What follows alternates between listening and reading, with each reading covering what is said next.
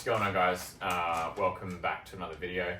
If this is your first time, this is my third time, so welcome and yeah, nice to have you.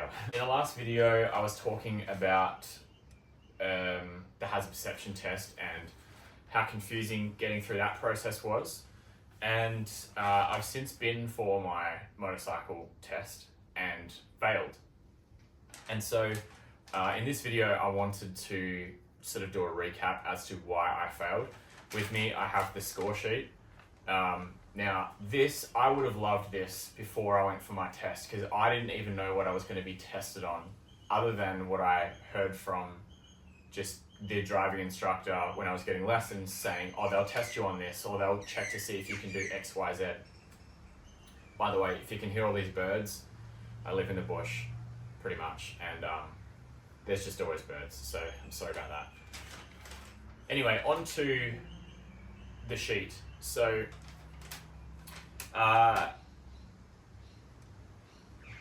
basically what happened was I got my test was discontinued. So the guy stopped the test. I reckon I was riding for about 35, 40 minutes.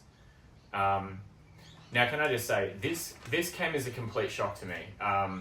I'm like a confident rider. I'm not going to sit here and say I'm an experienced rider, because I'm clearly not. Like, I've probably done like 1,000 to 1,500 Ks on a motorbike at all. So I don't claim to be, an expert or anything like that by any means. But I am confident and I'm not stressed when I'm on the road. I make good decisions. I've never come off. I've never caused any accidents. I've never had any accidents.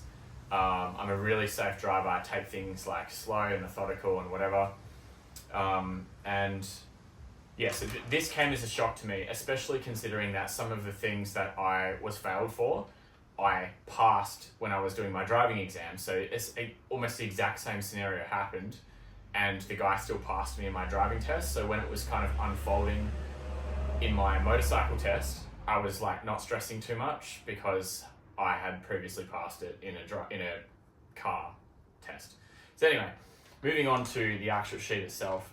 The first thing it says is that the above ratings do not apply if assessment is discontinued, and it's circled. So the first box is mirrors not adjusted, chin strap on helmet not fastened, fair or poor. It's not rated. The guy didn't check it. Like, I was wearing my helmet, checked my mirrors, whatever. That was all sweet. Box number 2, starting. Moves off in jerks, dash or stalls, and circled stalls. I have no recollection of stalling my bike, but according to the guy, I stalled my bike. So there's that.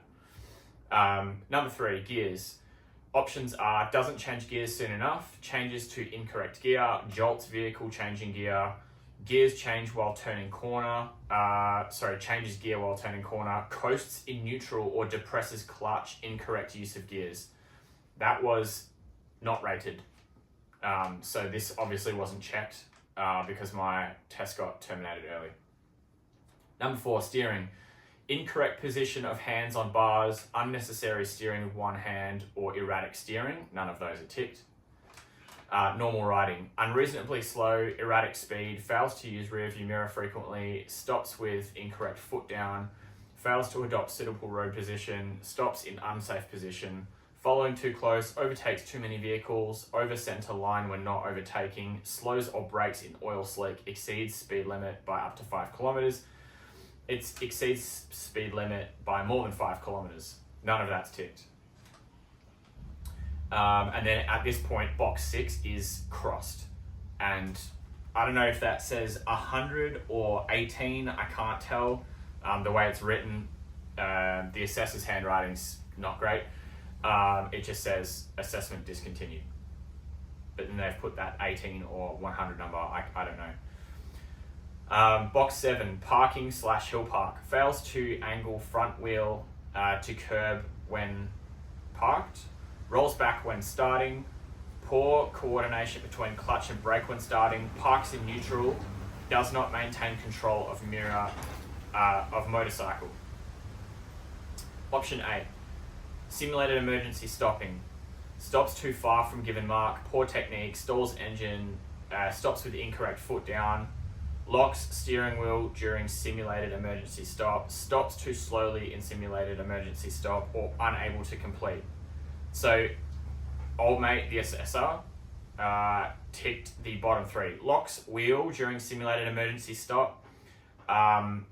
This did not happen. I know for a fact it did not happen because this bike has a rear drum brake, and I have never ever been able to lock my front tire like when I apply the brakes. It's never happened. Even in the it's just never happened. And he said that it did happen. I didn't even use the rear brake, and I didn't do that on recommendation of the driving instructor. So I know that's not true, but that's what I was scored. The other thing is, the day that I went for my motorcycle test, it was pouring with rain. I mean, absolutely pouring with rain. The roads were soaking wet. So when I did go to do my emergency stop, which I was given the chance to do, I was not able to stop in time, which is correct. I know that is correct. So I failed that. So the SR250, it's got a rear drum brake and then like a standard disc brake at the front. The brakes on this bike aren't great. It's an old bike. It's from 2001. Old bike, relatively speaking. So I knew that it was going to be a struggle. When I practiced this, when I was doing my learners, like my learning tests, my practice with the riding instructor, there was no issues whatsoever. They showed me how to do one, and then I did it repeatedly, emergency stop. They had no issues with it. They said it was great. So there's that. Moving on to number 9, low speed maneuver, figure O's, fails to check traffic ahead and behind, puts foot down during turns, poor technique, bumps curb, fails to indicate, unable to complete. That is all not tried. Interestingly though, when I went to go do my emergency stop and I went to down the road, so he said go down the road, turn around and come back and then stop, and then we're going to try the emergency stop. When I did that, my bike cut out, like as in my actual engine turned off. And I'll go into this in a minute as well, but yeah. Options 10, turns. Turns from incorrect position on roadway, fails to track other traffic before turning, too fast for comfortable turn, cuts corner, swings too wide on corner, makes poor about turn in street, turns into oncoming traffic. So with this one, I literally can't even read what the guy's written. So we'll move on to 11. Does not change lane early enough, not completely incorrect lane, does not check traffic when changing lanes, uses wrong lane, changes lanes when unsafe, none of that's filled out. Overtaking, fails to check other traffic, overtaking when oncoming traffic is too close, slows down unnecessarily in front of overtaken vehicle, overtakes on incorrect side of vehicle, overtakes illegally at pedestrian crossing, not enough clearance given to vehicle being overtaken, including parked vehicles, none of that's filled out. 13. Approaching intersection, approaches too slowly, brakes or swerves at last minute, approaches too fast, fails to look both ways, not filled out. 14. Right of way, uncertain obligations, does not proceed when has ample opportunity to do so, stops in the wrong place to give way, fails to give way, proceeds before way is clear to stop sign, fails to give way at pedestrian crossing, too fast to be able to give way at pedestrian intersection, none of that's filled out. 15. Rider signals. Gives a slovenly signal, fails to signal intention to veer left or right, duration of signal too short or too long, fails to cancel signal, fails to signal intention to turn right or left, fails to signal intention to stop or slow down, gives wrong signal, signal indicator left on causing potential hazard, none of that's filled out. I did get a late a late merge score, but it was in the fair instead of poor column. Traffic lights, stops in wrong road position, starts before signal turns green, stops when not necessary, proceeds on amber when could have stopped, proceeds on red signal, fails to notice lights, crosses continuous white line. He's written like over the next section, too slow to respond. Basically, what happened was it was, I won't say where it is because I don't really want to give away about where I live too much, but it was in a busy area of Perth, and there was oncoming traffic, and I had to pull out into the middle of the lane and then turn right and proceed through when it was safe. I waited a little bit longer behind the white line before I proceeded out into the intersection. In my mind, given the wetness of the road and the traffic conditions, I felt that it was safer to be closer to the lights instead of out in the middle of the intersection before I proceeded through while there was still tons of traffic coming. And then I was anticipating a gap that was coming up and then proceeded to take the turn. And in my ears, the instructor was like, are you looking at the lights? Etc, etc. So anyway, there's that. 18, railway crossing, approaches too fast, fails to check both ways, fails to obey automatic warning devices, fails to obey authorized traffic controller, fails to stop at stop sign. None of that's filled out. So anyway, that's that. So to recap, the day that I went and did it, it was raining and it was terrible weather. But the other thing that was going on with my bike, which kind of leads on to the second half of this video really, is what's been going on with this bike. So before the actual test that I took, the bike was doing the weirdest stuff that I have ever experienced it do. Like literally it was just cutting out. Like there was no noise, there was no like shuddering or juddering, or there was no weird behavior from the bike. It would just stop and die silently, and I would just roll to a stop. There was that. Then there was crazy backfiring, which it's never done ever, except for the day before the test. The day of the test, but just before the test. It's never done that, and then it did it on the test day. And then just generally poor performance, and it's just been taking forever to start, and then it either will start, but it conks out 30 seconds after, or it doesn't start at all. Last Saturday, I had been riding the bike, and then I was taking it out for another ride. Maybe I hadn't been riding it, but I'd warmed it up or something like that. And then I got geared up to go for a ride, and I had the bike on and it was idling. And then when I actually sat down on the bike to actually ride it, it stopped and wouldn't turn back on.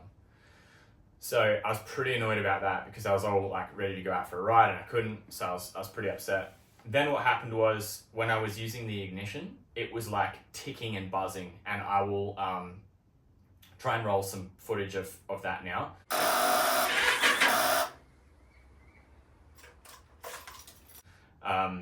And I spent ages trying to work out what was going on. But lo and behold, it turned out to be that all of the stuff that I was experiencing was related to fuel. So in Australia, especially in Western Australia where I am, we have diesel, we have 98 octane, we have 95 octane, we have 91 octane. My local service station has diesel, 91 and 98. It does not have 95. Now, when I bought the bike, pretty much the bloke that I got it from gave me this little piece of paper, and it was just use 95 fuel. And I went to go fill up locally. There was no 95 fuel.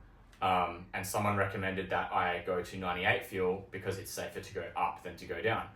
And generally speaking with cars, this is pretty much okay to obey. I have found it in my experience that if there's crap fuel versus good fuel, use the good fuel. to get you by kind of thing. So anyway, I'd been filling up on 98 and didn't associate that I'd been having performance issues with the bike for ages. Like in my mind, there was no way that using better fuel was going to cause the bike so much problems. So it turned out that when I changed the fuel, so I've spent some time doing this in the last couple of days, and if I can find a way to like connect the footage and roll that and whatever, I will. But I ended up draining the tank of the 98 petrol. I put I had to pull apart the carby and drain the remaining fuel from the little reservoir inside of that. Then I cleaned it and I put it back together, and then I went to the petrol station and grabbed a jerry can and chucked some 91 in it and then put that in. And then I tried to start the bike again, and it was making that ticking and buzzing sound. It would try and turn over and it would try and do it once, and then it would just do nothing.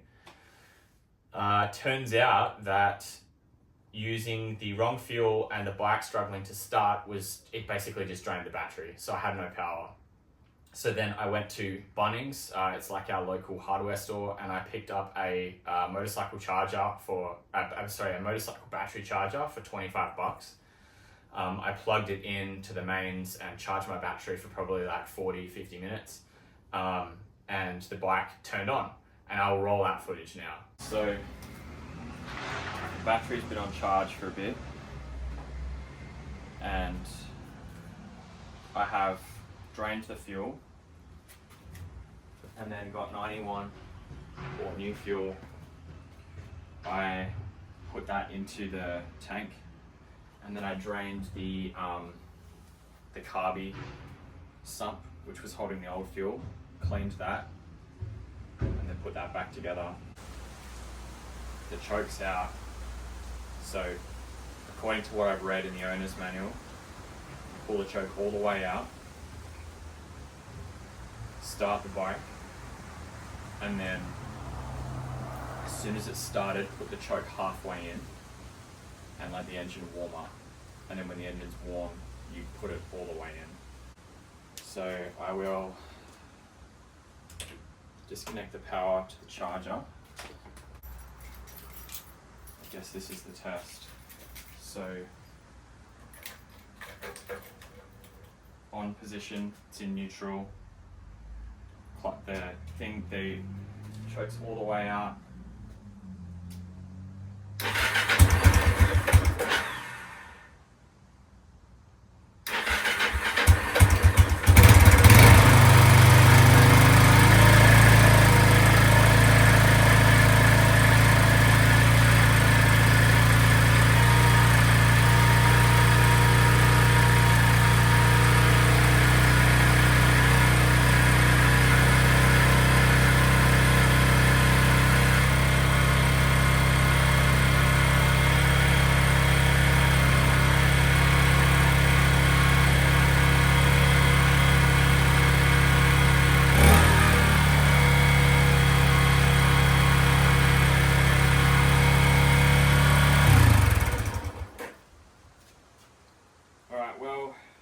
It's starting, so that's good, but I don't know why it's revving that high. That is super weird. On to the next problem now. As you would have seen, the bike was idling like really high, like really, really high, and it was getting higher and higher and higher, and I was just like, wasn't sure when it was gonna stop. So I cut it. And then I gave it a sec and then started it back up again, and I pushed the choke all the way back in because the choke was out when I started it the first time on the new lower grade fuel. So anyhow, that brings us to where I'm up to right now. The bike is running. The bike is running well. The battery is charged. It's turning on like straight away, first try. You know what? Actually, while I'm thinking about it, like while we're talking about it, let's just give it a try right now and see what happens. So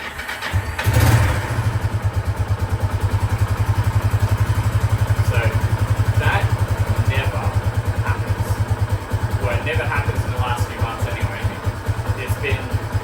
It's just never done. Like just turned on and worked straight away. And so I'm just gonna kill fill that because I don't want to fill the petrol station. Oh, I got petrol in my mind. I don't want to fill the garage with petrol fumes because it's super unsafe. But anyhow, I think we're good. I think we're good now. So onwards and upwards. So my plan with the bike is new handlebars. I want the low profile handlebars. I want to get rid of these big Mickey Mouse mirrors and kind of have them lower for a more cafe style. So that should bring the handlebars down to about here. I want to get like a cage to protect the glass from the front. And I want to get a straight exhaust pipe that goes out the back. This is super quiet at the moment. It's muffled. And then I want to swap the seat for just like a flat low profile seat. I was talking to my wife about the seat, and because I want her to be able to ride with me, the way that this seat is positioned is the rear of the seat is slightly higher, so that the pillion passenger on the back's helmet is like above the height of the rider. So it could turn out in the end to be better to just leave the seat as it is, but we'll just see how lucky I get and what actually happens. But anyway, if you're still here after all of that talking, thank you so much for watching. I'm gonna be posting some actual out and about kind of footage and just random shenanigans and adventures. And this Saturday I'm heading to my local, it's not local at all, it's ages away, but my preferred motorcycle parts store, which is kind of boutique, and I'll be having a chat. I've already had a chat to them once about it. I'll be having a further chat potentially about booking the bike in to get the exhaust done. I want to try and do the handlebars myself, and if I can, I'll make a video on it. And yeah, getting the exhaust pipe done and look at getting the seat fabricated and stitched and done. That's it. Thanks for watching, and I'll catch you in the next video.